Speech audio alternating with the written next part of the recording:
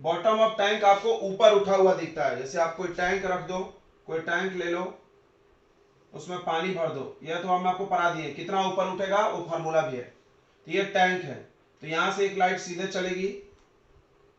सबका कारण रिफ्रैक्शन है, कोई पूछा वाई तो सब में रिफ्रैक्शन बोलना है। दूसरा लाइट यहां से ऐसे चलेगी, यहां मुड़ जाएगी अवे, याद है ना, तो आपको यहां टैंक का बॉटम दिखाई देगा, ठीक है, यहाँ पे जहां पे इमेज बनता था वहां पे। तो आपको इतना ऊपर उठा हुआ दिख रहा है, ये आपका डी डैश है और ये आपका डी है। समझ में आ गया? क्यों उठा हुआ दिख रहा है? रिफ्रैक्शन की वजह से। क्यों ऊपर उठा हुआ दिख रहा है भाई? रिफ्रैक्शन। सब में किसका कारण जिम्मेदार है? रिफ्रैक्शन। रॉड मुड़ा हुआ दिख रहा है रिफ्रैक्शन की वजह से। सबका कारण एक ही है, ड्यू टू रिफ्रैक्शन। ये देख रहे हो, तो हम तुमको बताए थे कि जब तुम डेंसर में बैठे होगे तो तुमको ऊपर दिखेगा, और रेयर में बैठे होगे तो ज्यादा नीचे दिखेगा। क्लियर है? ओके, तो ये देखो ये ऊपर दिख रहा है उसको। तो सन, इसी तरह जब सूरज डूब भी जाता है, सूरज डूब जाता है तो भी 2 मिनट तक दिखते रहता है। ये सब रिफ्रैक्शन की वजह से हो रहा है। किस वजह से हो रहा है? रिफ्रैक्शन। याद रखना, कोई पूछा वाई, सब में एक ही जवाब, रिफ्रैक्शन। समझ में आया कहानी कि नहीं आया? सन से आने वाली लाइट जब अर्थ के एटमॉस्फेयर में इंटर होती है, then it bend towards the normal and reaches to the observer's eye, so observer can see the apparent position of sun which is above the real position। ठीक है, यहाँ भी वही कहानी है। स्टार ट्विंकल क्यों करता है? तो पहली बात कि स्टार से आने वाली लाइट अर्थ के एटमॉस्फेयर में आकर के मुड़ जाती है, मुड़ने की वजह से हमको उसका अपेरेंट पोजीशन दिखता है, पहली बात। दूसरी बात कि स्टार से आने वाली लाइट कंटिन्यूअसली कम ज्यादा होती है, कभी ज्यादा लाइट आएगी कभी कम लाइट आएगी, इस वजह से हमको स्टार ट्विंकलिंग करता हुआ दिखता है। फिर से सुन लो, दो बातें बताना, एक अपेरेंट पोजीशन दिखता है और दूसरा ट्विंकलिंग, ट्विंकलिंग ऑफ स्टार। तो अपेरेंट पोजीशन के लिए कौन जिम्मेदार है? रिफ्रैक्शन। अपेरेंट पोजीशन के लिए कौन जिम्मेदार है बच्चों? रिफ्रैक्शन। आप हिंदी में लिख लो कॉपी में थोड़ा सा हिंट। और ट्विंकलिंग के लिए कौन जिम्मेदार है? बेंडिंग, ये number of light rays, number of light rays changes. मतलब जो लाइट की संख्या है वो चेंज होती है, कम ज्यादा होते रहती है। ठीक है, कभी ज्यादा लाइट आ रही कभी कम लाइट आ रही, तो ज्यादा आएगी तो ब्राइट दिखेगा और कम लाइट आएगा तो हल्का दिखेगा, ब्राइट हल्का ब्राइट हल्का, जिसको हम लोग ट्विंकलिंग बोलते हैं। अब एक बात समझना, अब एक बात समझना, रिफ्लेक्शन के लिए तुमको मिरर की जरूरत है। फिर से समझो, रिफ्लेक्शन के लिए आपको मिरर की जरूरत है, ओपेक चीज की जरूरत है। ओपेक चीज भी रिफ्लेक्शन करता है, दीवार कर रहा है, मिरर कर रहा है, बोर्ड कर रहा है। लेकिन यहां पर ओपेक नहीं रखेंगे, यहां पर हम देखो पानी रखेंगे, हवा रखेंगे और पानी में से लाइट पानी में ही लौट जाएगा। Wow, it's magic. समझ रहा है? यहां पर हवा में वो जा सकता था लेकिन नहीं गया, खुला है जाने के लिए लेकिन नहीं जाएगा। इसमें लाइट क्या होगा कि इसमें देखो, इसमें क्या से जा ही नहीं सकता था,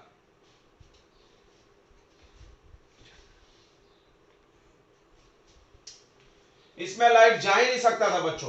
तो यह मिरर है, मिरर में लाइट जा नहीं सकता, बिकॉज मिरर ओपेक होता है। ओपेक, ओपेक मतलब अपारदर्शी, जिसमें आर पार जाना अलाउ नहीं। दीवार के पार तो लाइट जा ही नहीं सकता है, मजबूरी में लौटना पड़ा। लेकिन यहां पर उसके पास चांस था, यहां पर ट्रांसपेरेंट था, यहां पर जा सकता था। कांच पानी, पानी कांच, हवा पानी, ऐसा कुछ भी। तो पानी से लाइट डाले तो हवा में जा सकता था वो, लेकिन नहीं जाएगा, वो लौट के आ जाएगा। इसी को हम लोग बोलते हैं टोटल, मतलब पूरा का पूरा अंदर ही आ गया लौट के और रिफ्लेक्ट हो गया। यानी रिफ्लेक्शन यहां पे होगा बट बिना ओपेक मीडियम का हो, बिना कोई ओपेक मीडियम का रिफ्लेक्शन होगा ट्रांसपेरेंट में। अब सवाल है कैसे होगा, तो इसको हम लोग समझते हैं। देखिए, तो आपको हम एक कहानी समझाते हैं, ध्यान देंगे। ये एक बाउंड्री है, इसके ऊपर अलग मीडियम है, नीचे अलग है। ऊपर में है रेयरर मीडियम और नीचे में है बच्चों डेंसर। ये एक ऑब्जेक्ट हमने रख दिया। अब देखिए, ऑब्जेक्ट से लाइट चल के जाती है, सबको पता है। ये ऑब्जेक्ट से लाइट आ गई, यहां पर, यहां नॉर्मल बना लिए। बताइए बच्चों, अगर डेंसर से रेयर जाते हैं तो लाइट किधर मुड़ती है? डेंसर से रेयर जाते हैं तो लाइट किधर मुड़ती है? इसको आई बोलते हैं हम। किधर मुड़ती है बच्चों? ये नॉर्मल है।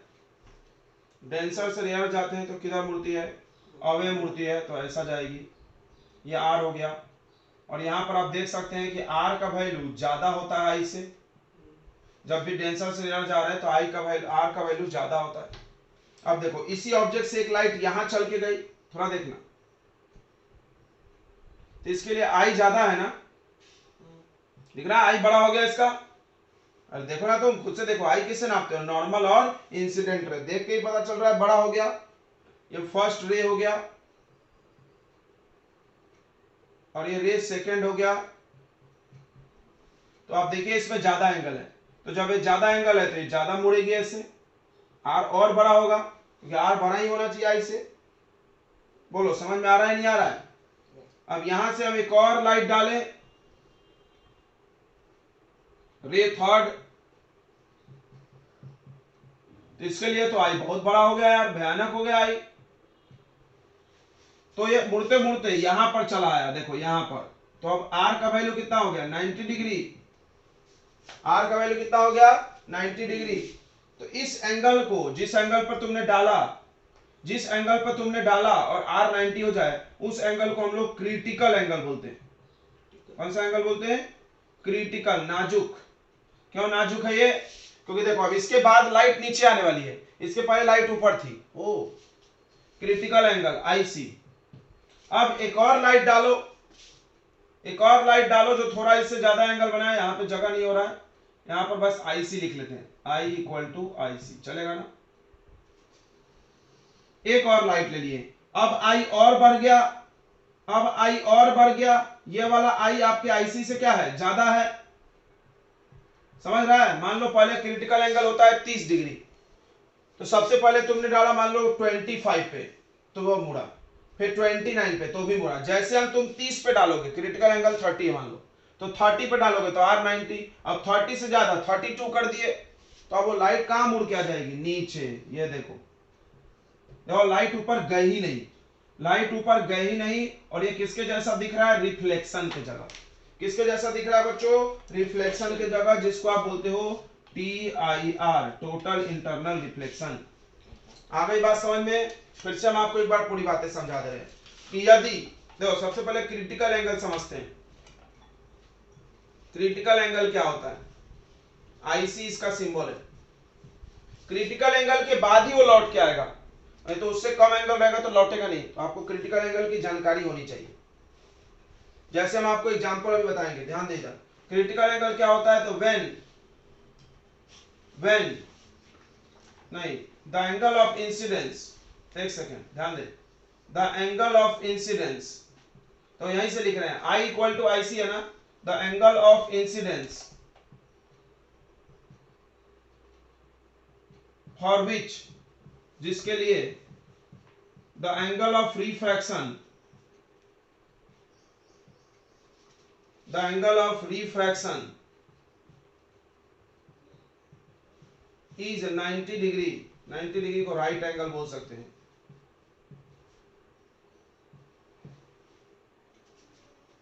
When light passes from,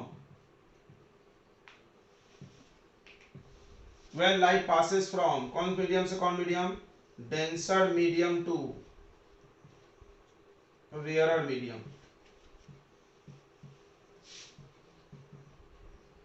is called critical angle।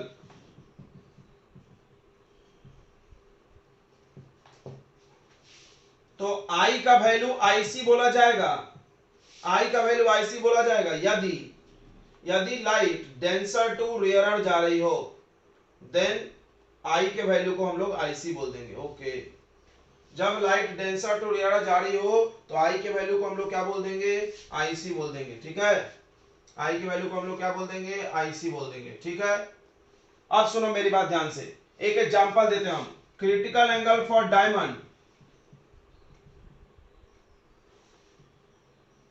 Critical angle for diamond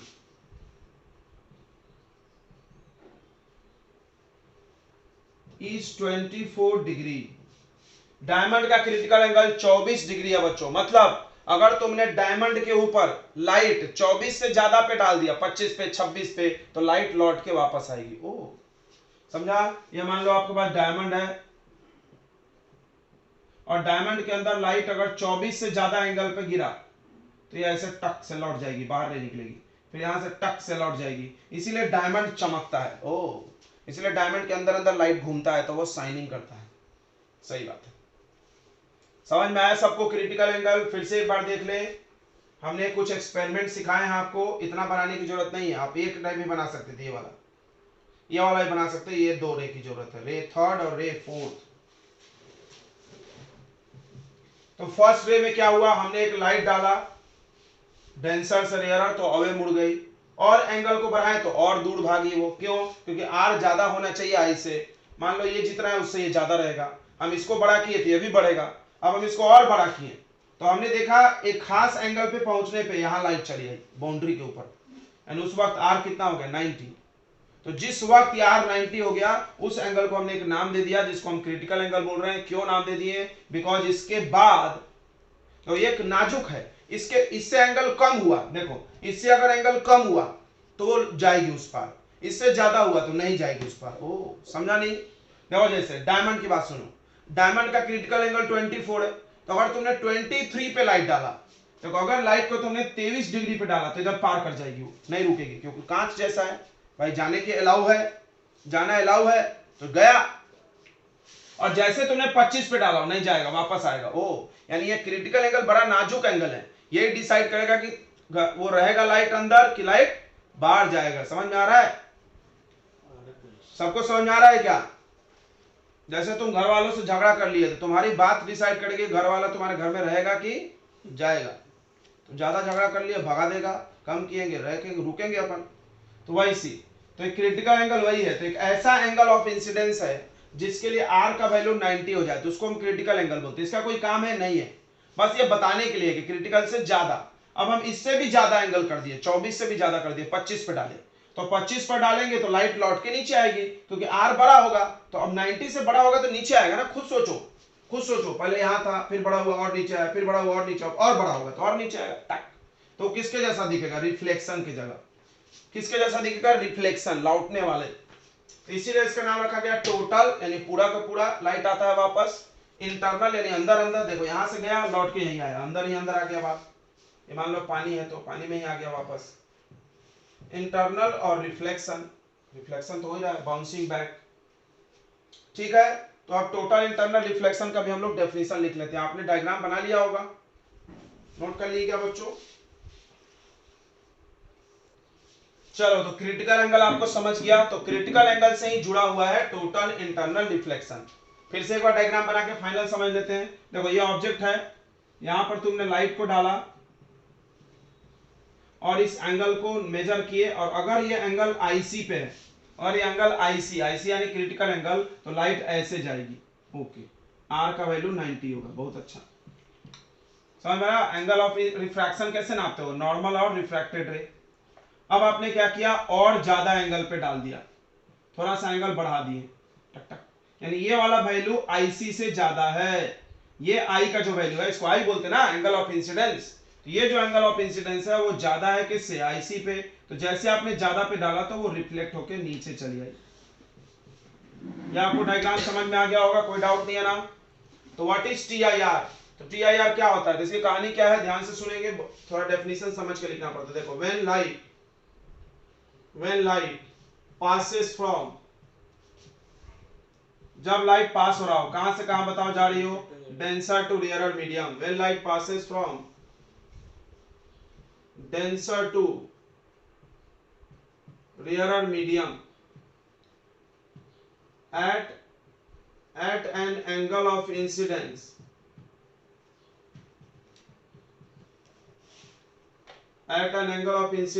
greater than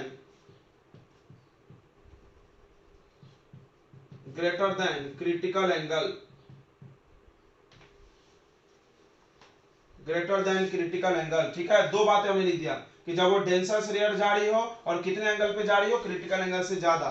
then it reflect back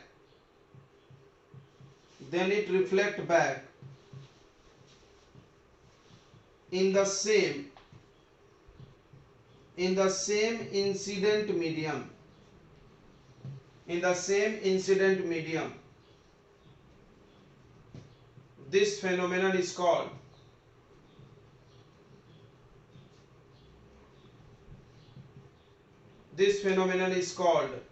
TIR, total internal reflection.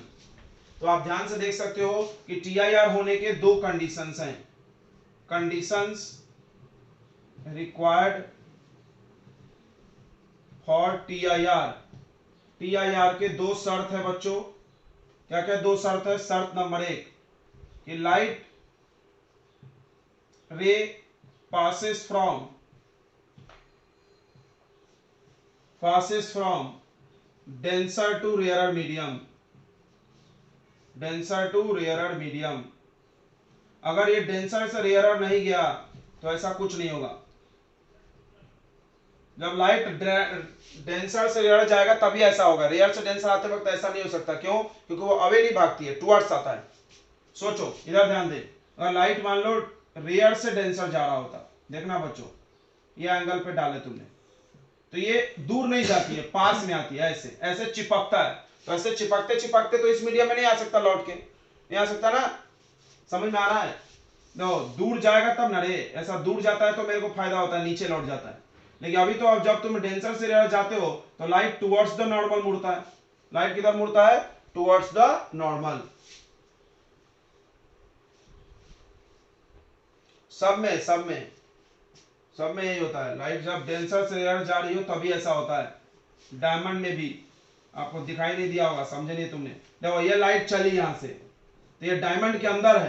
तो डायमंड के अंदर मतलब कौन सा मीडियम है? डेंसर. और बाहर कौन सा मीडियम है? रेयर. हवा जाना तो है नहीं रेयर में.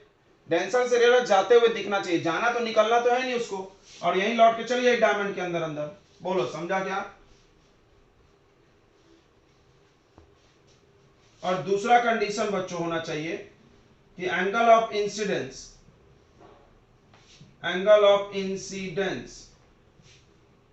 is more than angle of refraction.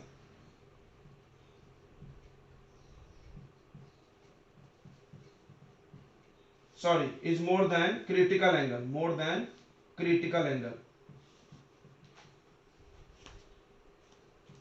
यानी I greater than IC दिख रहा है ना तुमको. और पहला डेंसर टू रेयर. दो कंडीशन याद कर जाइए कि डेंसर टू रेयर जाना चाहिए और I मोर देन IC होना चाहिए. शॉर्ट में हमने लिख दिया है. तभी टोटल इंटरनल रिफ्लेक्शन होगा, और नहीं तो नहीं होगा. अब सुनो, जहां भी कोई चीज चमकीला दिखता है ना, जैसे डायमंड चमकता है, कांच आपका टूट गया तो उसकी दरार चमकती है, ठीक है, कोई भी चीज अगर चमक रहा है, साइनिंग, समझता है ना, चमकना, तो चमकने का सारा जिम्मेदारी TIR के पास है. अब मैं हमको बहुत सारे एग्जांपल देंगे. चलिए, आपने नोट कर लिया? बताइए. चलिए चलो, तो आगे हम लोग पढ़ रहे हैं बच्चों रिलेशन बिटवीन IC समझता है ना, critical angle. Relation between critical angle and IC. और क्या लेना था? ये रिफ्रैक्टिव इंडेक्स RI. ठीक है. मतलब अब हम समझना, हर चीज का क्रिटिकल एंगल अलग होता है. जैसे डायमंड में 24 है, पानी में अलग होगा, हवा में अलग होगा. वो कैसे पता चलेगा अभी हम आपको सिखाते हैं, ध्यान देंगे. तो क्रिटिकल एंगल का डेरिवेशन करना है तो डायग्राम लगेगा. तो चलिए डायग्राम बना लेते हैं. ये क्या है? यहां पर एक डेंसर मीडियम है और ये है रेयरर मीडियम, और लाइट यहां से जा रही है ऐसे. क्रिटिकल एंगल कब बनेगा? जब R का वैल्यू कितना कर दो? 90. ये देखो कर दिए. R का वैल्यू 90 डिग्री कर दिए. बहुत आसान है. तो उस वक्त I जो होगा उसको हम IC बोल देंगे. ठीक है. अगर R 90 होगा, ये डेंसर से रेयर जा रहा है, मान लो पानी है, पानी से हवा में लाइट जा रहा था, गया नहीं है लेकिन जा रहा था. जाएगा नहीं, वो उधर लौट के नीचे ही आने वाला है. चलिए इधर ध्यान देंगे. तो हम लोग अप्लाई स्नेल्स लॉ, तुमको हम एक वादा किए थे. क्या वादा था मेरा? वादा रहा सनम. क्या है वादा? कि हर डेरिवेशन की शुरुआत कैसे होगी? रिफ्रैक्शन में. बताए थे ना, स्नेल्स लॉ से. तो मान लो आप बच्चे अक्सर ना डेरिवेशन का फर्स्ट लाइन भूल जाते हैं, उसके लिए हम क्लू दे रहे हैं तुमको. तो अप्लाई स्नेल्स लॉ.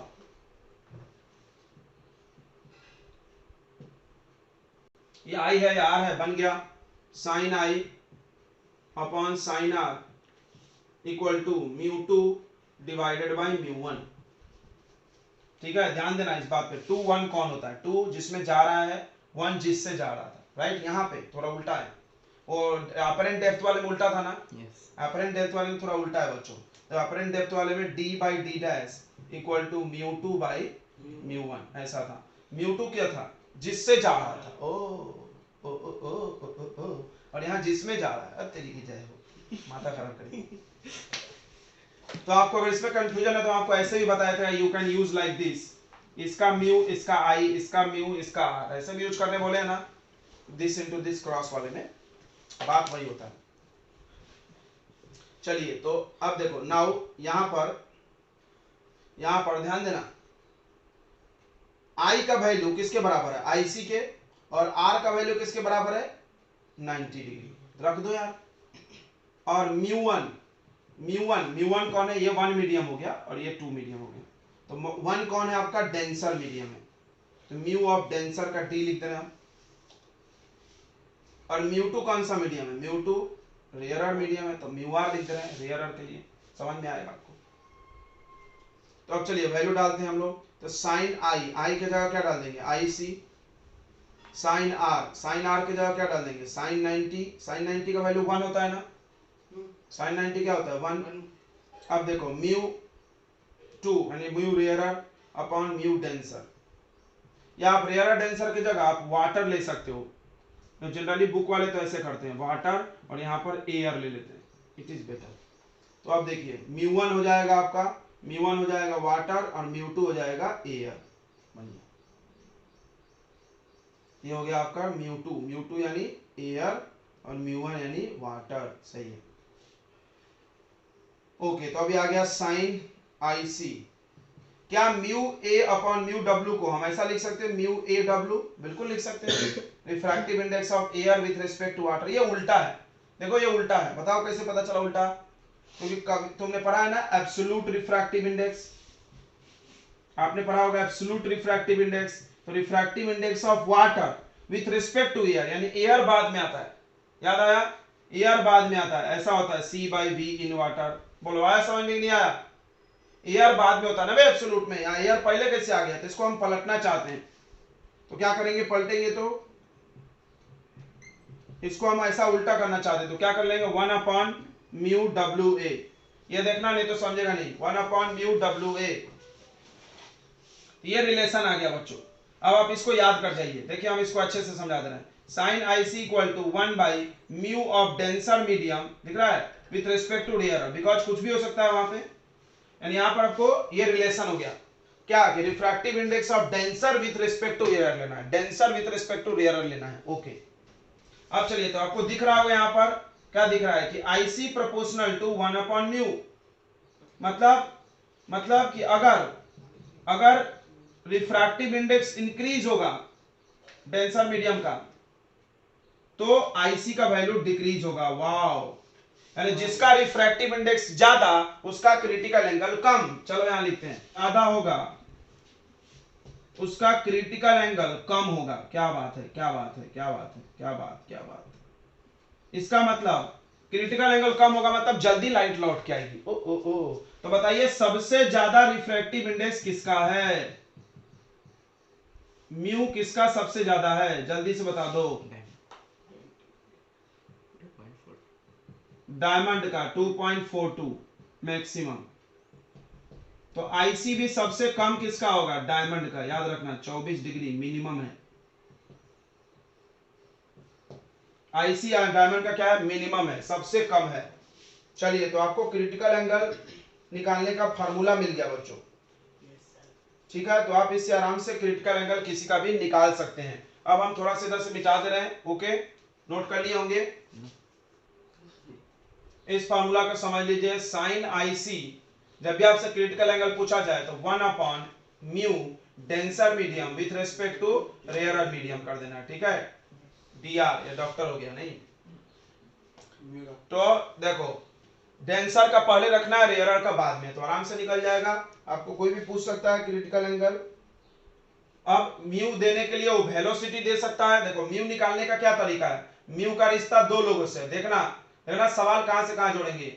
म्यू का रिश्ता दो लोगों से, एक तो म्यू दे दिया हमने तो mu D by mu R कर लिए तुम, डेंसर बाई रेयरर, या तुम वेलोसिटी से निकाले तो velocity in rarer medium divided by velocity in denser medium, या तुम लेमडा से निकाले तो lambda in rarer medium divided by lambda in denser, यानी म्यू को निकालने के इतने रास्ते हैं। ओ तो यहां से सवाल को कनेक्शन जोड़ के सवाल दिया जा सकता है, बढ़िया वाला आप ध्यान रखेंगे, ठीक है। चीजों को समझ लेंगे तो अपने आप आसान हो जाएगा, ठीक है।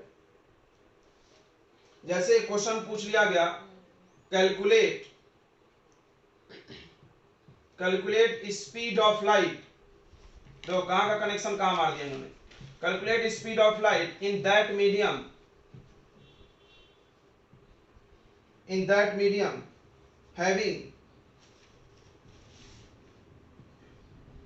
having critical angle 30 degree. देखो देख रहा हो, क्रिटिकल एंगल से म्यू नहीं पूछा, डायरेक्ट वेलोसिटी पे चले गए, तो हम लोग आराम से निकाल लेंगे, कोई बड़ी बात नहीं है। देखेंगे इधर क्या फॉर्मूला लगाएंगे, sine I C equal to mu, ठीक है, mu of denser medium with respect to rarer medium, ठीक है। उस मीडियम में स्पीड बताना है जिसमें आपको क्या है, अरे 1 अपॉन होगा ना, sorry 1 upon mu, mu denser का विथ रिस्पेक्ट टू रेयर यानी हवा। अब देखो साइन आई सी, अच्छा तुमको वेलोसिटी पूछा है, म्यू तो पूछा नहीं है, तुमको वेलोसिटी पूछा है, तो वेलोसिटी ध्यान देंगे, velocity in denser medium with respect to rare, इसको तोड़ोगे तो कैसे निकलेगा बताओ, निकल जाएगा कि नहीं निकल जाएगा बताइए कैसे। ये डेंसर मीडियम का वेलोसिटी है तो ये हो जाएगा velocity in rarer upon velocity in denser, इसको पलट दो, velocity in denser medium upon velocity in rarer medium, sine 30 degree लिख दो इसको। वेलोसिटी इन डेंसर पता करना है, रेयर को तो हवा मान लेते हैं ना, एयर को एयर मान लेते हैं, 3 × 10 का पावर 8, साइन 30 बताइए, sine 30 1/2 velocity in denser upon 3 × 10 का पावर 8, ये समझा। ये कैसे आया इतना, ये एयर हो, रेयरर मीडियम कौन सा होता है, एयर से आ रहा है किसी दूसरे मीडियम में। अब इसको क्रॉस कर दीजिए, यहां से ये ऊपर चला जाएगा, 3 × 10 का power 8 divided by 2 equal to velocity in denser, तो वेलोसिटी इन डेंसर मीडियम 1.5 × 10 का पावर 8 मीटर पर सेकेंड। चलो तो समझ में आ गया होगा, ऐसे क्वेश्चन आते रहते हैं इसमें। वेलोसिटी दे करके भी क्रिटिकल एंगल पूछा जा सकता है, वेलोसिटी दे दिया हमने और क्रिटिकल एंगल पूछ लिए, सारी बात समझ में।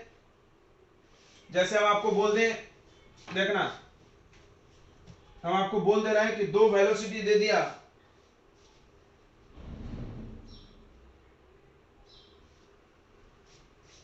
देखेंगे इधर दो वेलोसिटी दे दिया हमने आपको, असाइनमेंट में हम दे देंगे क्वेश्चन, दो वेलोसिटी दे दिया आपको हमने और आपसे क्रिटिकल एंगल पूछ लिया, तो वेलोसिटी को डिवाइड करके रिफ्रैक्टिव इंडेक्स निकाल लो और रिफ्रैक्टिव इंडेक्स निकालने के बाद आराम से क्रिटिकल एंगल, देखो इतने में घुमाएंगे हम आपको पकड़ के, दिख रहा है ये लिखा हुआ है यहाँ पर रिश्ता जितना, म्यू आईसी वेलोसिटी और लैम्डा, समझ में आ गया ना। चलो कोई दिक्कत नहीं है, ज्यादा बना के टाइम पास नहीं भी पढ़ते तो चलता है, लेकिन हम पढ़ा दे रहे हैं। देखेंगे इधर factors affecting critical angle, critical angle किस किस चीज पे डिपेंड है, क्रिटिकल एंगल यानी आईसी। अब देखो फिर से बता दे रहे हैं, sine IC equal to 1 upon mu, right, यह हो गया 1 अपॉन म्यू, और म्यू किस पे डिपेंड है, म्यू डिपेंड है वेलोसिटी पे, म्यू डिपेंड है टेम्परेचर पे, म्यू डिपेंड है वेवलेंथ पे यानी कलर ऑफ लाइट पे, है ना। तो जब जब म्यू बदलेगा, जब जब आईसी बदलेगा, तो आईसी के कितने फैक्टर हो गए, जितने म्यू वाले हैं वो जोड़ लो, एक खुद म्यू है, तो पहला फैक्टर हो गया बच्चों, पहला फैक्टर हो गया आपका नेचर ऑफ मीडियम,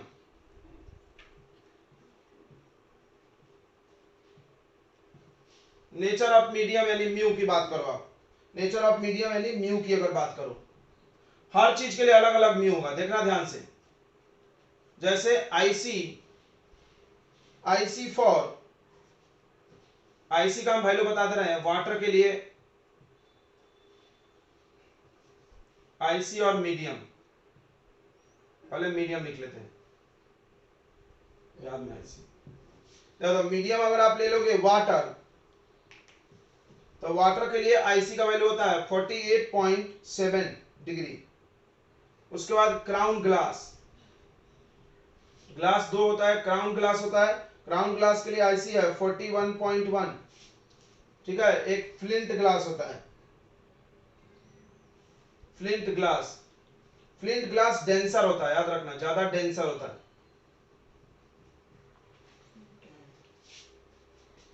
कट गया नहीं बैटरी मतलब। फ्लिंट ग्लास के लिए बच्चों ये 37.3 डिग्री, और डायमंड के लिए 24.4 डिग्री। अब आप मेरे को एक बात बताओ, क्राउन ग्लास और फ्लिंट ग्लास का आईसी देखे तुमने, बताओ कौन ज्यादा डेंसर है। तो जिसका आईसी ज्यादा उसका उसका रिफ्रैक्टिव इंडेक्स कम, उल्टा है, समझ रहा है ना रे?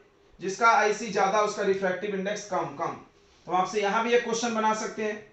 हमने ए बी सी डी तीन को मीडियम लिख दिए और सबका आईसी लिख दिए 24 डिग्री, 25 डिग्री, 26 डिग्री, और बोले बताओ रिफ्रैक्टिव इंडेक्स ज्यादा किसका है। तो किसको बोलोगे? जिसका कम है उसका ज्यादा। समझ गया ना? तो यहां से जहां से क्वेश्चन बन सकता है, देखो कोई भी कॉन्सेप्ट से क्वेश्चन बनाया जा सकता है। तो यहां से भी क्वेश्चन पकड़ के लपेट देगा सामने वाला। तो देखो नेचर ऑफ मीडियम, यानी अगर आप मीडियम चेंज करेंगे तो ये बदल जाएगा। देख लो यहाँ पे, जो अब तुम ये लोगे सबके लिए अलग अलग क्रिटिकल एंगल है।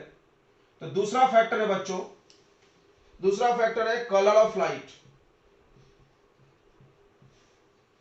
ध्यान देंगे इधर, कलर ऑफ लाइट मतलब लैम्डा, वेवलेंथ। सबको पता है कि रेड और वायलेट में किसका वेवलेंथ ज्यादा है? Lambda of red. और लैम्डा और म्यू का रिश्ता उल्टा है, समझ में आ रहा है ना? लैम्डा और म्यू का रिश्ता और वेलोसिटी का रिश्ता दोनों क्या है? रेसिप्रोकल चलता है। 2/1 है तो 1/2 रहता है। तो यहां पर म्यू किसका ज्यादा हो जाएगा? रेड और वॉयलेट में वॉयलेट का। म्यू किसका ज्यादा हो जाएगा? वॉयलेट का बच्चों, वॉयलेट का। और म्यू जिसका ज्यादा होगा, क्रिटिकल एंगल उल्टा चलता है, क्रिटिकल एंगल उल्टा चलता है। तो आईसी फॉर रेड और आईसी फॉर वॉयलेट में कौन ज्यादा होगा? आईसी फॉर रेड और वॉयलेट में कौन ज्यादा होगा? बताइए, रेड का। समझ में आ गया? लैम्डा से हमने म्यू सोचा, म्यू से हमने आईसी सोचा। समझ में आ रहा है कि नहीं आ रहा है? IC is inversely proportional to mu, आ रहा है ना? IC is inversely proportional to mu. तो हमने लैम्डा देखा तो उसका उल्टा किए तो म्यू आ गया, और उसका उल्टा किए तो आईसी आ गया। यानी ये दोनों एक दूसरे के डायरेक्ट रिश्ते में है, ये दोनों इसके डायरेक्ट रिश्ते में। वेवलेंथ रेड का ज्यादा तो क्रिटिकल एंगल भी किसका ज्यादा होगा? रेड का। तो रेड कलर लाइट के लिए ज्यादा क्रिटिकल एंगल होगा, रेड कलर लाइट के लिए ज्यादा क्रिटिकल एंगल होगा। तो यहां लिख सकते हो critical angle for red light is maximum. बढ़िया बात है। तो दो फैक्टर हो गया बच्चों, दोनों फैक्टर आपको समझ में आ गया होगा। एक नेचर ऑफ मीडियम, एक खुद म्यू, और दूसरा म्यू को डिपेंड करने वाला कलर। अब आ जाएगा बच्चों टेम्परेचर। इधर ध्यान देना रे। तो आपको पता है कि म्यू जो था वो 1 टेम्परेचर पर डिपेंड था, और म्यू का उल्टा, म्यू का उल्टा कौन होता है? Critical angle. तो 1/IC, यानी आईसी और टेम्परेचर कैसे रिश्ते में आ जाएंगे? डायरेक्ट। यानी अगर टेम्परेचर बढ़ेगा तो क्रिटिकल एंगल बढ़ेगा, अगर टेम्परेचर घटेगा तो क्रिटिकल एंगल भी घटेगा। समझ में आया ना? Temperature increases then IC increases. बहुत ही अच्छा। चलिए, तो ये हो गया बच्चों क्रिटिकल एंगल के आपके फैक्टर्स। अब हम लोग पढ़ेंगे कुछ एप्लीकेशन डेली लाइफ में। तो ये शाइनिंग करता हुआ दिखेगा, ये जो बीकर कांच का है वो चमकेगा आईना जैसा। तो कांच चमकना नहीं चाहिए। कांच समझता है ना? Glass plane panel, glass panel, जैसे आपके मोबाइल पे लगा हुआ है ग्लास, उसको देखे होगा आर पार दिखता है उसके, वो चमकना नहीं चाहिए। लेकिन वो चमकेगा, मिरर के जैसा लगेगा, चांदी लगा हुआ है, सिल्वर का परत चढ़ा हुआ है ऐसा। क्यों चमकेगा थोड़ा समझते हैं हम लोग। अच्छा, इसमें क्या हो रहा होगा? कोई भी चीज हमको दिखाई तभी देती है जब उससे लाइट टकरा के मेरे आंखों पर आती है।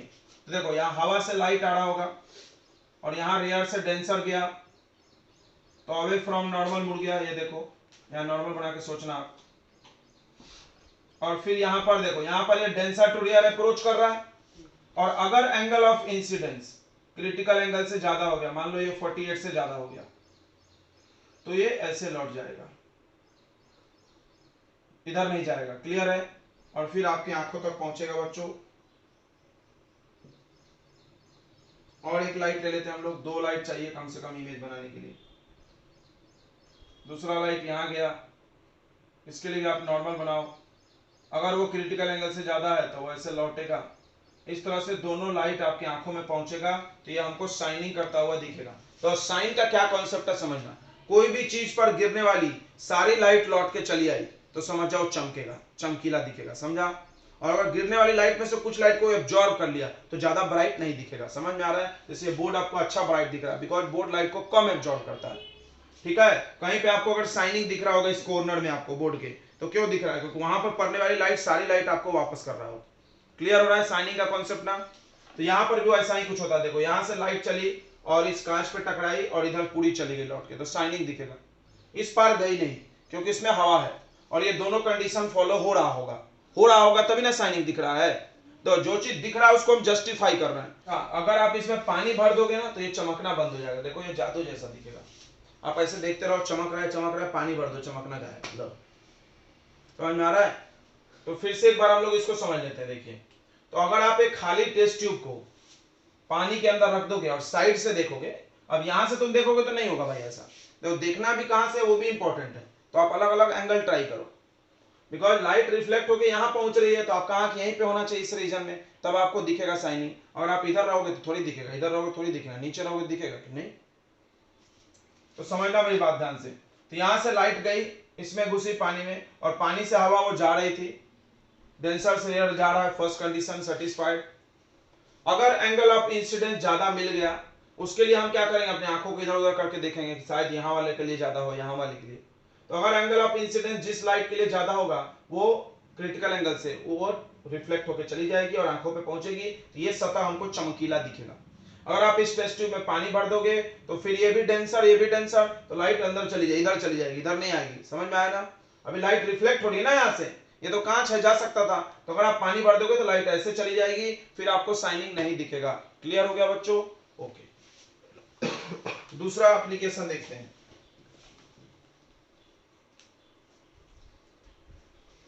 तो दूसरा एप्लीकेशन देखते हैं।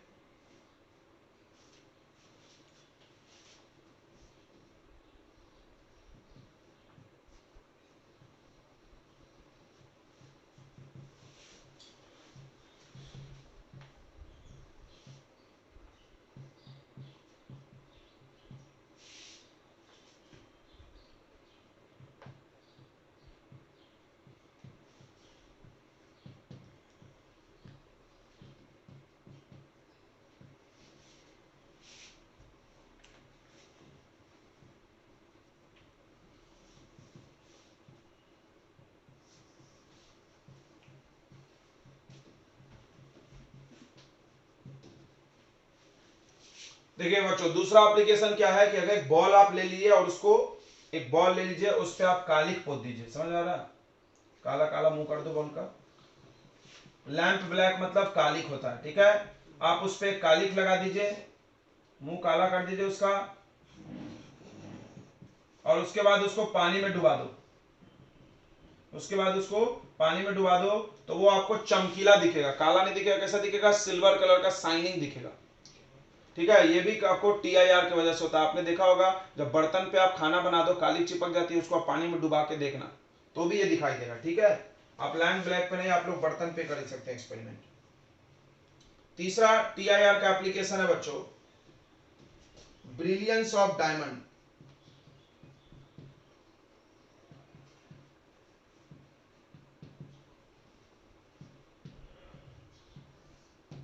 तो डायमंड के चमकने के लिए 2 कारण जिम्मेदार है, याद रखना। अगर आपको पेपर में पूछा गया डायमंड क्यों चमकता है तो आपको 2 चीजों का ध्यान रखना है। सबसे पहला बताना है कि डायमंड का refractive index of diamond, refractive index of diamond is maximum 2.42, right? 47 है। So the critical angle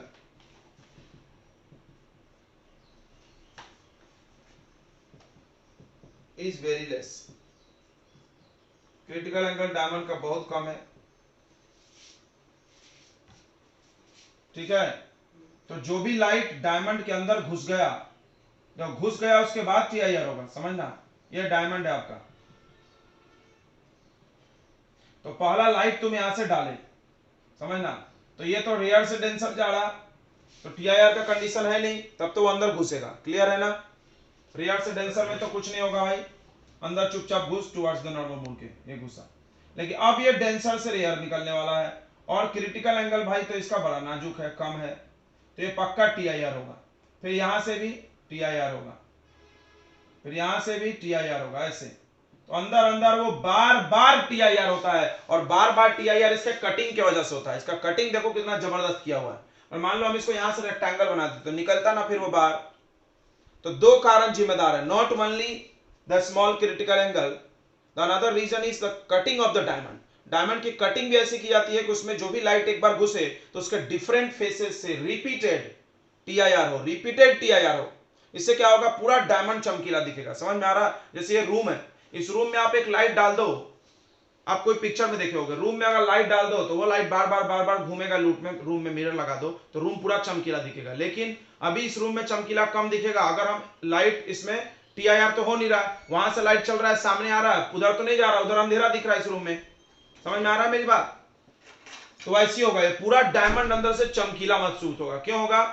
क्योंकि लाइट जो भी आप डालो अंदर अंदर ही लाइट पूरा घूम रहा है, पूरा शाइनिंग दिखेगा। तो चमकने के लिए लाइट की तो जरूरत है ही, ठीक है। समझ में आ रहा है? तो दो चीजें जिम्मेदार है, एक कटिंग ऑफ डायमंड, एक cutting of diamond, cutting of diamond is such that the light enters the light enters in diamond suffers repeated TIR, repeated TIR होगा, repeated TIR होगा। तो air bubble inside the glass and water, glass में हो चाहे पानी में हो, air bubble appears brighter,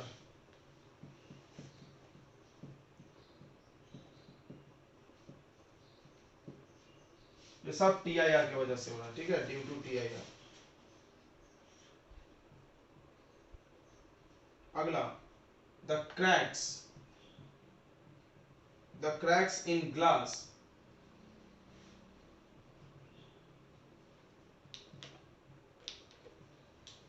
appears bright,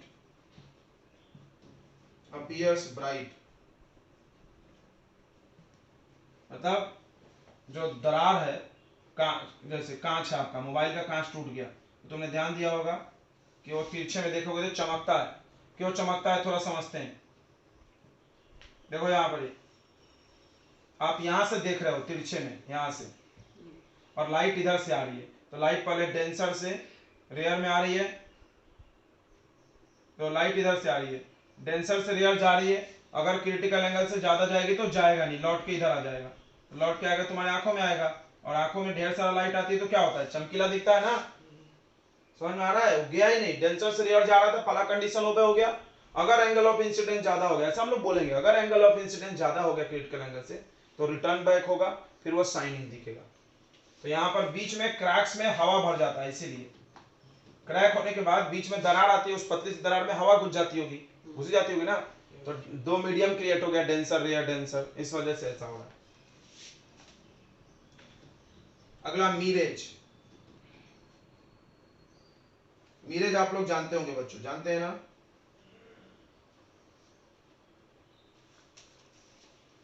NCERT अगर आपके पास है तो मीरेज का सही डायग्राम उसमें दिया है अच्छा से। मीरेज को हम लोग बोलते हैं इल्यूजन।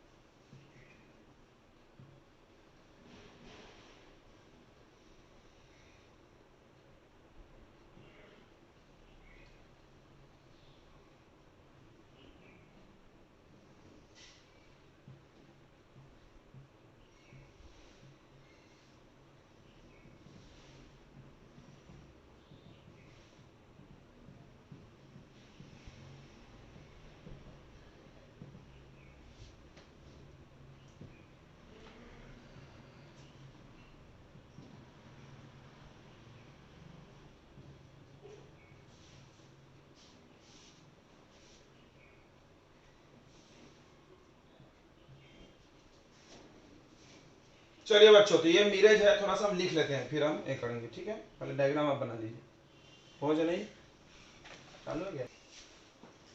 देखिए बच्चों, मिराज के बारे में सवाल आता है कभी कभी बोर्ड में, तो इसलिए हमने इसको अच्छे से बता दिया है।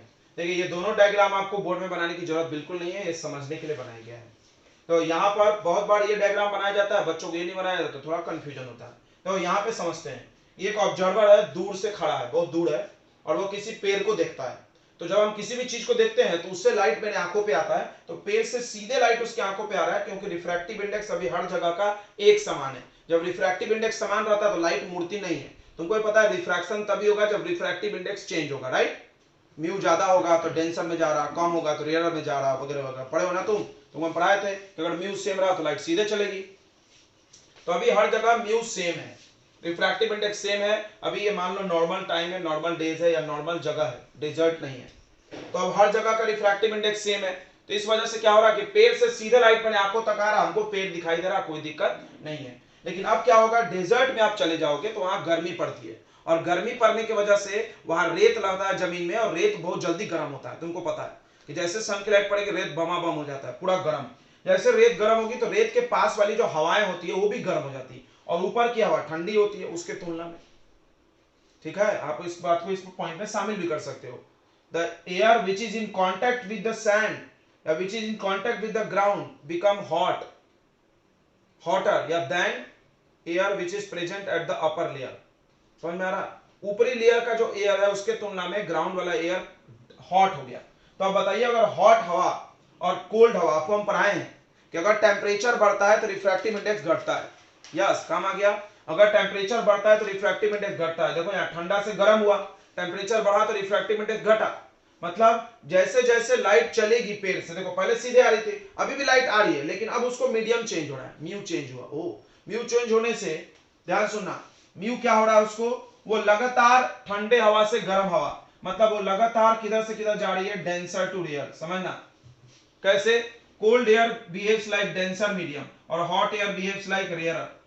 तो इसमें ऐसा नहीं होता, देखो ऊपर वाला ठंडा, उससे नीचे नीचे आने पे धीरे धीरे गर्म होते जाते, गर्म होते जाते, तो धीरे धीरे धीरे धीरे धीरे धीरे कंटिन्यूअसली रिफ्रैक्टिव इंडेक्स घट रहा है।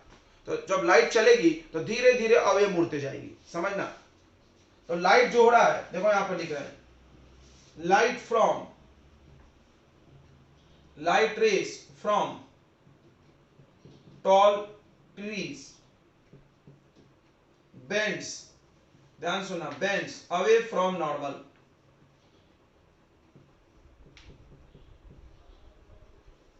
because it passes in rarer medium,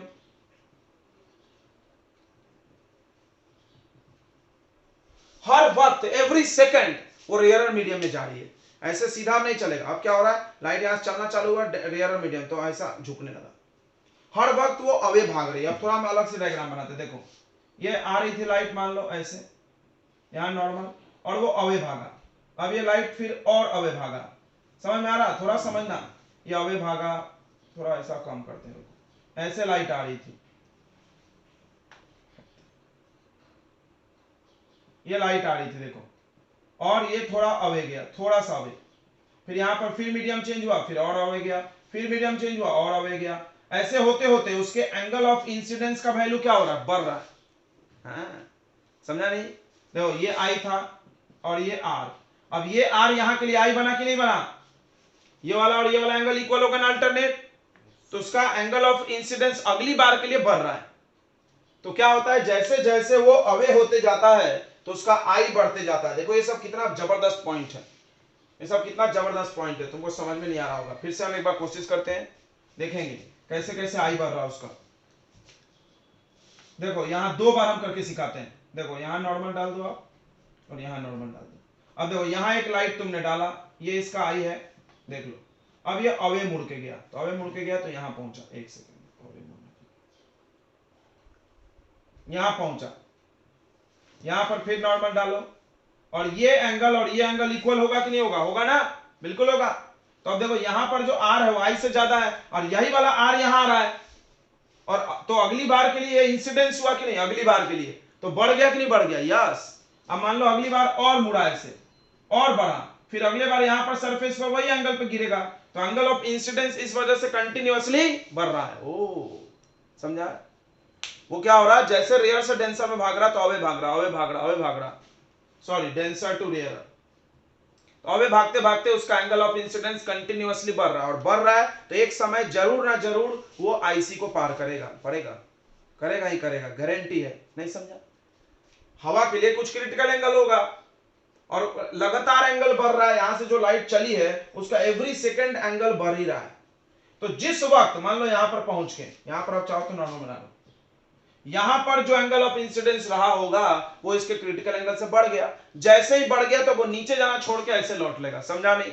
reflection, देखो रिफ्रैक्शन पास होना होता है, रिफ्लेक्शन मुड़ना, तो यह देखो यहां से मुड़ गया टन से ऐसे, और मुड़ गया तो ऑब्जर्वर की आंखों में आ गया, और ऑब्जर्वर की आंखों में जब लाइट आई तो ऑब्जर्वर को इमेज यहां जमीन पर दिखेगा, सीधे दिखता है, हमने बताया था, दिखता है ना आपको, रियल नहीं दिखता है, अपेरेंट दिखता है, तो यहां पर दिखेगा पहली बात, तो इमेज दिखेगा, ये बात तो बहुत अच्छी बात है, बट वो वाइब्रेट करेगा। क्यों वाइब्रेट करेगा?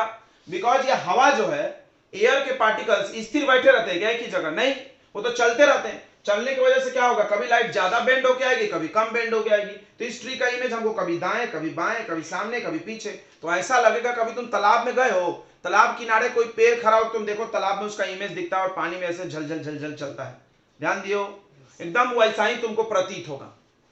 तुमको क्या लगेगा, वो पेड़ के नीचे तालाब है या पेड़ के साइड में तालाब है, उसका फोटो पानी में दिख रहा है, तो आप जाओगे ऐसा, वाह वाह पानी मिल गया, पानी है नहीं वहां पे, इल्यूजन हो गया तुमको, भ्रम, इल्यूजन यानी भ्रम, पानी के लेक का भ्रम, ठीक है, इसी को हम लोग मिराज बोलते हैं, याद रखना, illusion of water lake is called mirage, ये वर्ड इंपॉर्टेंट है, इल्यूजन। तो यहां पर हमने दो चार लाइन और आप जोड़िए इसमें, हमने एक पॉइंट, फर्स्ट पॉइंट लिखना, आपको फर्स्ट पॉइंट क्या लिखना है कि in desert the air which is nearer या closer to the surface of earth become hot and behaves as a rarer medium, right? It's first point. And the air which is at the upper layer is colder, so it behaves as denser medium. तो उसके बाद ये point लिखे, the light rays coming from tall trees bend away from normal, continuously लिख सकते हो, bend continuously away from normal because it passes from denser to rarer medium. As a result, its angle of incidence increases. As a result, its angle of incidence increases. As soon as the angle of incidence become greater than critical angle, it shows total internal reflection, and the light reaches to the observer's eye, so observer can see the vibrating image of tree on ground. ठीक है, which create illusion of water lake. This is called mirage. देखो यहाँ लिखा है, in desert, image of tall trees seen on earth surface and which appears vibrating, जो vibrating appear होता है, so it create illusion of water lake. इस वजह से illusion of water lake create करता है. This illusion is called mirage and it occurs due to TIR. दिख रहा है यहाँ पर TIR हुआ है ना, तो आपको समझ में आ गया होगा, आप नोट कर लीजिए। देखिए बच्चों, अगला है लूमिंग। लूमिंग आपने देखा नहीं होगा, पता है क्यों? क्योंकि ये लूमिंग बनता है कोल्ड कंट्रीज में, और हम लोग कोल्ड कंट्री के तो है नहीं, हम लोग हॉट कंट्री के हैं, तो आपको इसको देखने के लिए कोई ऐसे जगहों पे जाना पड़ेगा जो देश में बहुत ज्यादा ठंड पड़ती हो, ठीक है, पोल उल के पास में, तुमको पता होगा, बट पढ़ सकते हैं हम लोग। यहाँ होता क्या ये समझते हैं, यहाँ जो समुद्र में जहाज होता है, अगर आप समुद्र किनारे खड़े हो जाओगे ठंडी के दिनों में, ऐसे भी नॉर्मल दिन में, तो आपको जहाज ऐसा लगेगा आसमान से आ रहा है, उल्टा, ये देखो ऐसा दिखेगा, हैंगिंग, आसमान में लटक रहा जहाज, ठीक है, दूर देखोगे, बहुत दूर का जहाज देखोगे वैसा आसमान में दिखेगा, और ऐसा होता है, ठीक है, इसको लूमिंग बोलते हैं। अभी होता क्यों है समझ लेते हैं हम लोग। तो सबसे पहली बात देखो है क्या, ये एक जहाज है, ये समुद्र में तैर रहा है, यहाँ एक ऑब्जर्वर है, समुद्र किनारे खड़ा है बहुत दूर।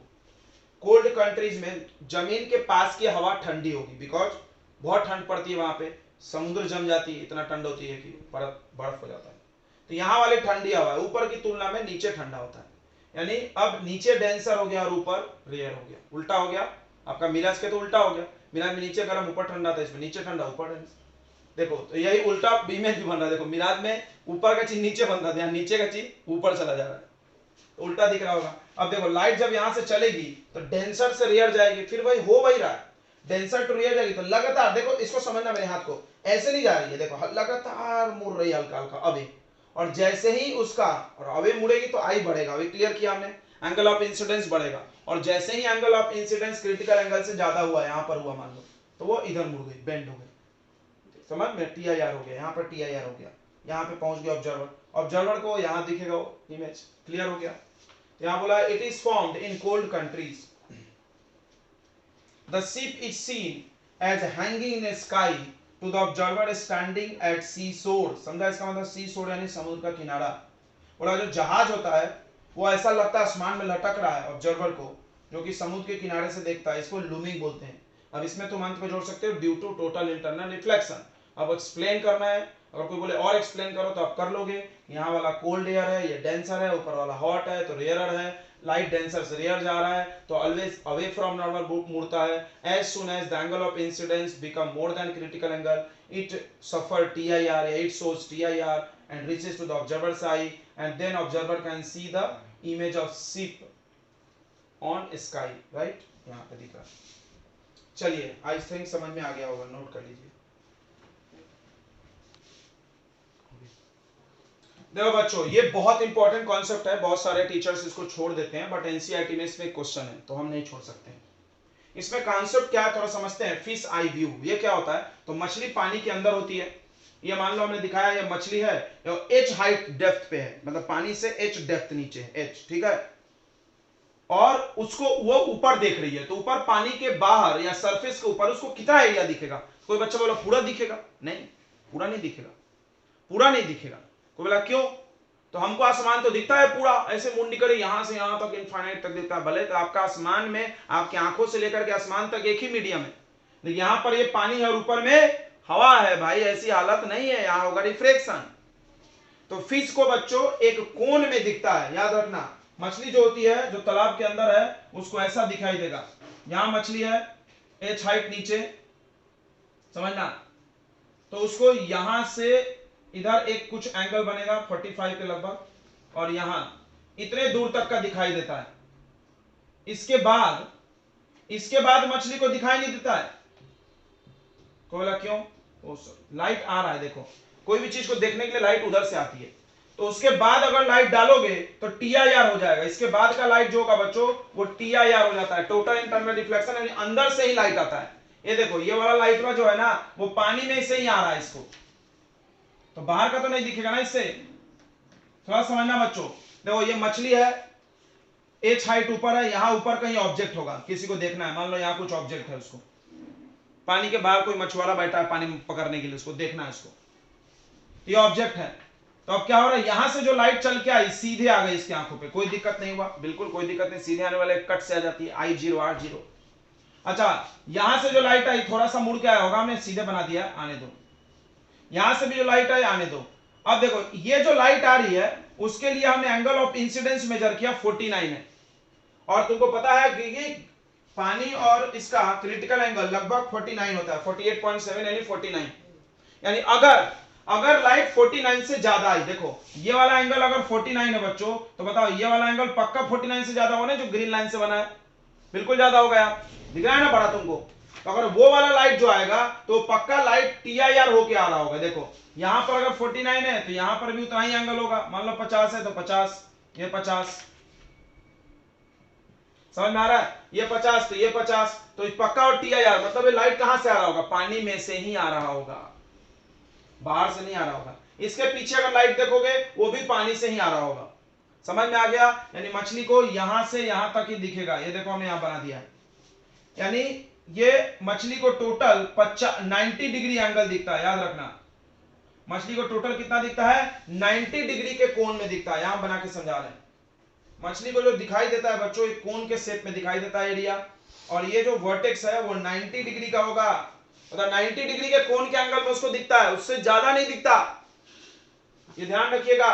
व्यू एंगल इन कोण और वर्टेक्स 90 डिग्री, मछली का जो व्यू एंगल है एक कोण के शेप में है जो कि 90 डिग्री का। कोई इसके बाद क्यों नहीं दिख रहा है, अबे तो इसके बाद तो लाइट पानी से ही आ रहा है, अभी तो समझाया है, देखो यहां पर बनाया है, यहां पे बनाया है, यहां तक का लाइट बच्चों सरफेस से आ रहा है, इसके बाद लाइट पानी वाला ही पहुंचेगा इसकी आंखों पे, तो बाहर का थोड़ी दिखा है। फिर आ गई बात समझ में, तो ये मछली देखो एच हाइट नीचे है, सबको समझ में आ रहा है? इतनी बातें बताएंगे कि नहीं आ रहा है?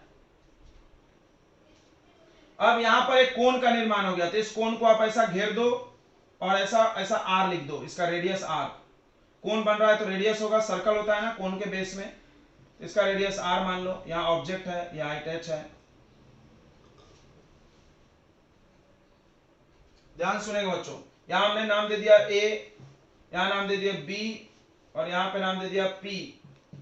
समझिए ध्यान से, क्या ये आई है angle of incidence? IC, IC i नहीं, आईसी क्रिटिकल एंगल है ना ये तो बना हुआ है देखो क्रिटिकल एंगल, क्योंकि अभी देखो आर का वैल्यू कितना दिख रहा है 90, तो ये एंगल कितना होगा क्रिटिकल, और यहीं तक दिखेगा उसको, इससे कम तो दिखेगा लेकिन इससे ज्यादा नहीं दिखेगा। समझ में आ रहा है?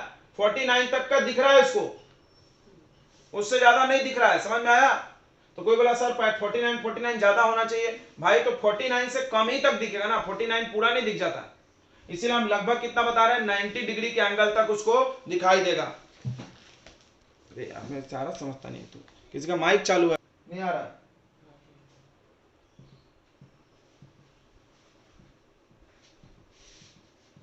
सो गए क्या साहब? AOP, ये दिख रहा है ट्रायंगल AOP। आप इसमें क्या क्या पता है देखो, ये एंगल पता है, एंगल के सामने वाला आर है, रेडियस पता रहेगा या क्वेश्चन में दिया रहेगा, और एच हाइट, एच हाइट। तो ये और ये, तो ये क्या हो गया बच्चों बताओ? ये 90 के सामने ये हाइपोटेनस है, तो ये भी निकल जाएगा under root perpendicular square plus base square, यानी r square plus H square हो जाएगा। तो हम लोग साइन आईसी ले लेते हैं। क्यों साइन आईसी ले रहे हैं? क्योंकि म्यू से रिश्ता है इसका, याद है 1/sin आईसी म्यू होता है। तो साइन आईसी यानी sine of critical angle equal to sine क्या हो जाएगा परपेंडिकुलर बाय बेस। परपेंडिकुलर कौन है बताओ? एओ, और हाइपोटेनस कौन है? AP.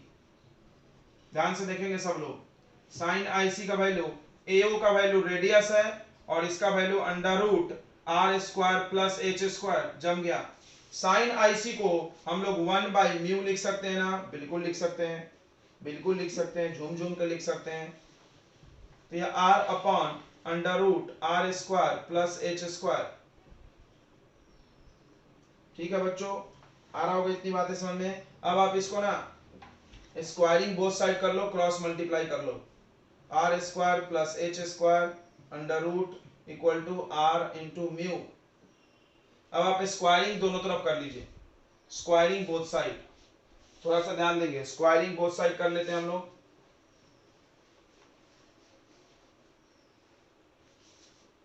Squaring both side,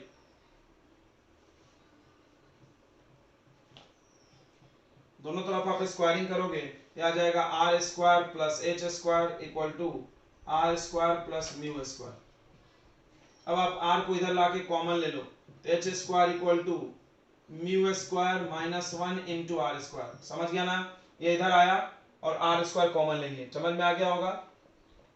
okay, तो यहां से आप देख लो बच्चों, वैल्यू एच स्क्वायर का निकल गया। अब आर का स्क्वायर का वैल्यू बताओ, H square divided by mu square minus 1। अब आप आर का वैल्यू बता दो यहां से, रेडियस, या आर स्क्वायर भी चलेगा या आर भी चलेगा, आर इक्वल टू हो जाएगा अंडर रूट, अंडर रूट में तो नहीं लगेगा, एच बाहर आ जाएगा, म्यू स्क्वायर माइनस 1 का रूट। बहुत अच्छे, ये आर का वैल्यू आ गया। तो अब बताओ उसको कितना एरिया दिखेगा, इतने रेडियस में उसको दिखाई देगा।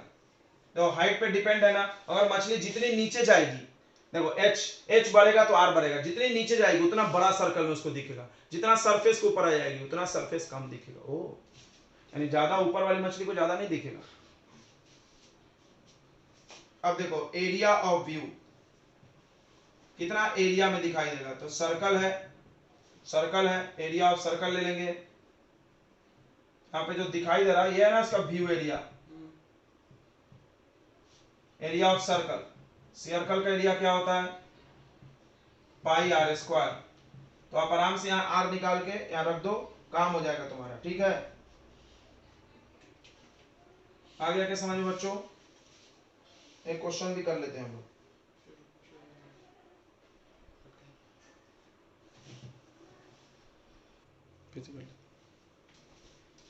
देखिए तो ये मछली एक पानी के अंदर है, उसका हम लोग निकाल रहे हैं कि कितना एरिया व्यू करेगी, राइट। तो मछली जो पानी के अंदर होती है उसको कोन के शेप में एरिया दिखता है, ऊपर सर्कल दिखेगा ऐसा, कोन के फॉर्मेट में ऐसा बनेगा, और वो कोन लगभग 90 डिग्री का होगा, हमने समझा दिया।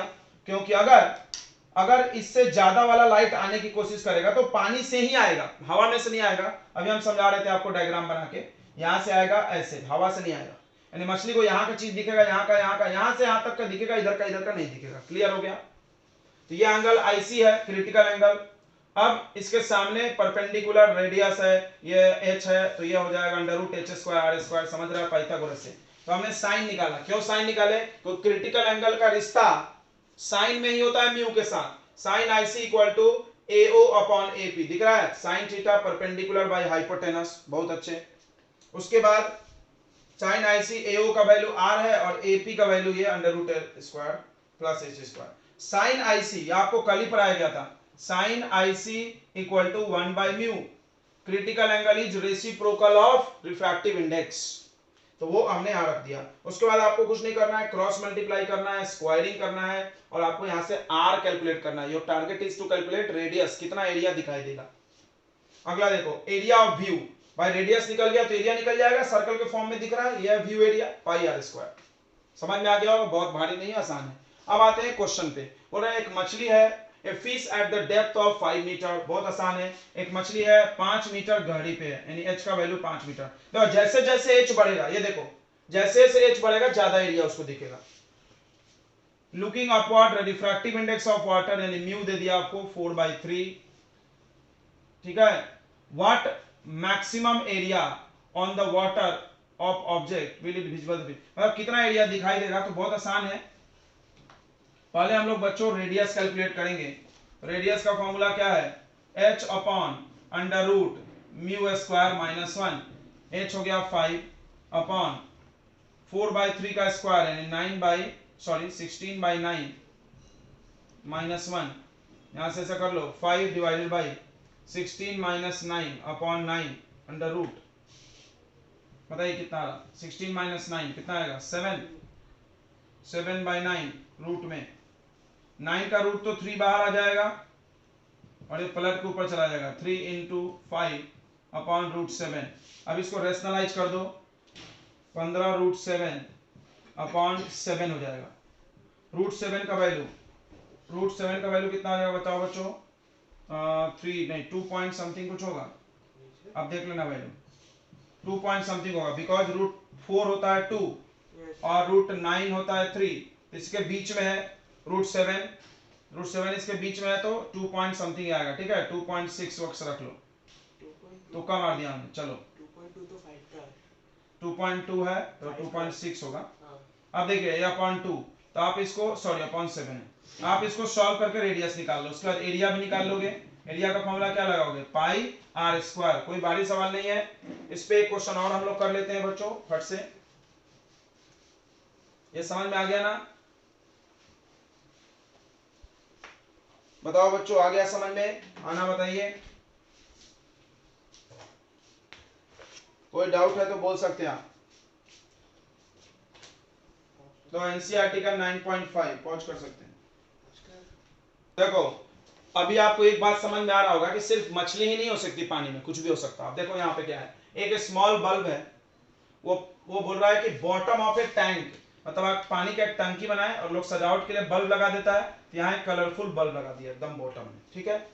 अब इससे लाइट निकल के आएगी, तो सवाल है कि लाइट कितने एरिया तक आएगा, क्या पूरा एरिया चमका देगा? नो, आप प्रयोग कर सकते हो, बल्ब लगाओ तो कुछ दूर तक ही लाइट, लाल लाइट फेंकेगा, बाकी पानी जैसा दिखता है वैसे दिखेगा।